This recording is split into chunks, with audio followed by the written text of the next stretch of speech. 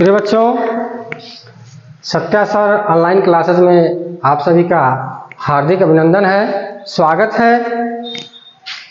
पुनः हम शब्द अलंकार के तीसरे भेद को लेकर के आए हैं, श्लेष अलंकार। शब्द अलंकार के तीन भेद, अनुप्रास, यमक और श्लेष। तो अनुप्रास हम पढ़ लिए हैं, यमक भी पढ़ लिए हैं, अब हमको पढ़ना है श्लेष अलंकार। कौन सा अलंकार? श्लेष अलंकार। देखेंगे इसका शाब्दिक अर्थ होता है चिपकना। इसका शाब्दिक अर्थ क्या होता है? चिपकना। यानी श्लेष का मतलब होता है चिपकना। श्लेष, श्लेष का अर्थ होता है चिपकना। क्या होता है? चिपकना। इसी तरह से श्लेष्मा, श्लेष्मा किसको कहते हैं? श्लेष्मा यानी जो दीवार से चिपकी होती है उसको श्लेष्मा कहते हैं, छिपकली।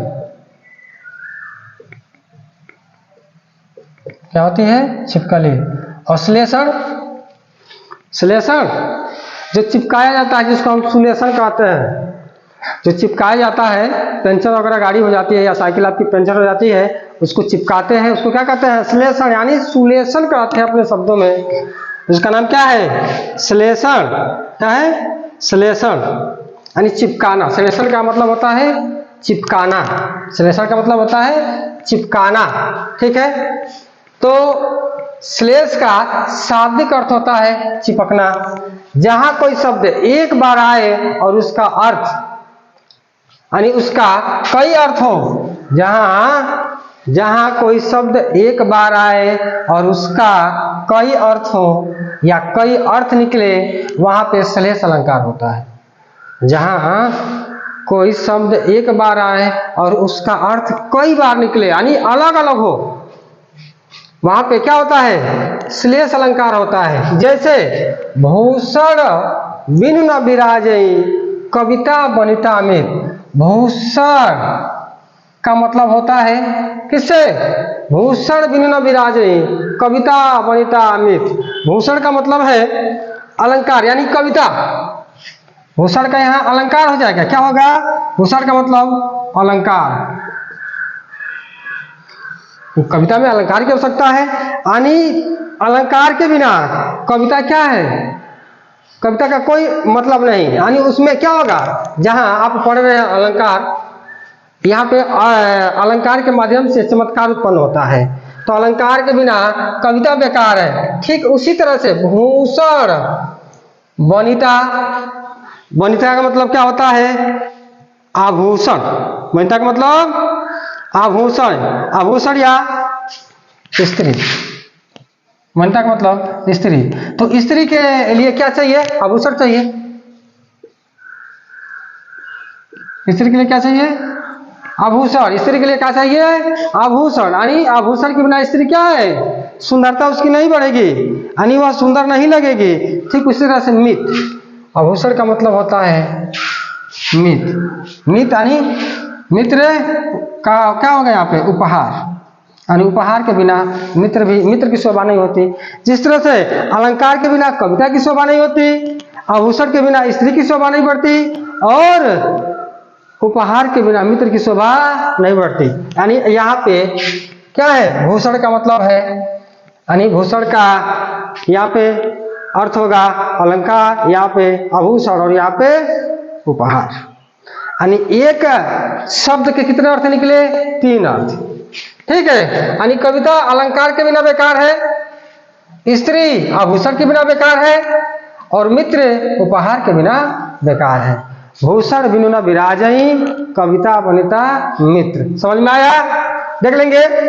भूषण, भूषण का एक अर्थ होगा अलंकार, यानी कविता में अलंकार नहीं लगेगा तो उसकी शोभा नहीं बढ़ेगी।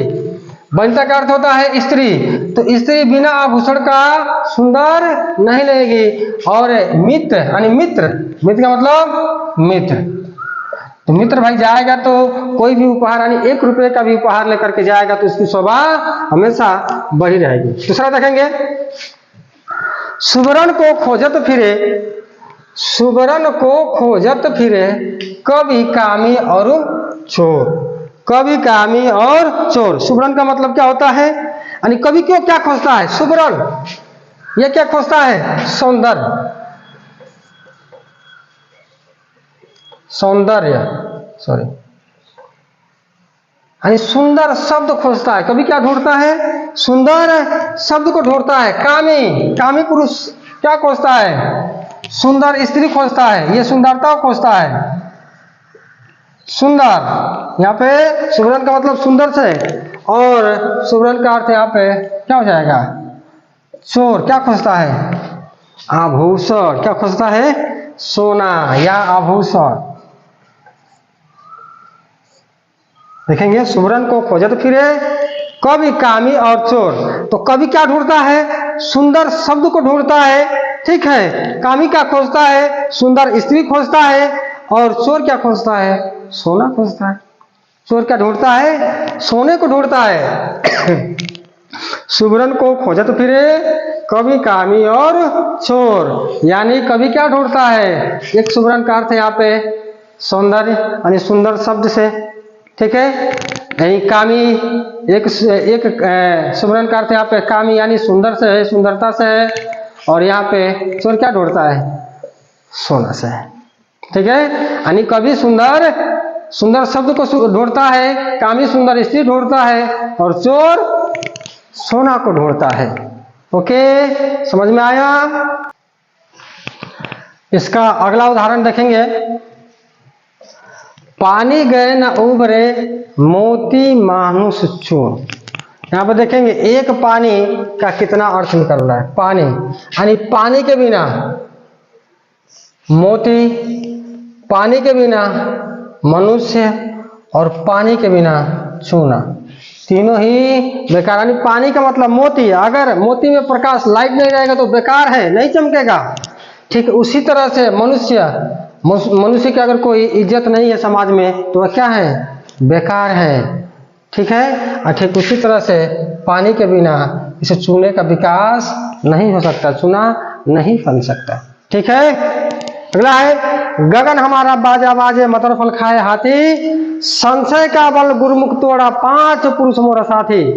करे कि गगन हमारा बाजा बाजे मतर फल खाए हाथी, गगन हमारा बाजा बाजे मतर फल खाए हाथी, संशय का बल गुरुमुख तोड़ा पांच पुरुष मेरा साथी। कह रहा है कि संशय, जो हमारे अंदर शंका था, ठीक है, यानी जो गुरुमुख है, यानी गुरु रूपी मुख ने उसको क्या किया, तोड़ दिया, उसको खत्म किया।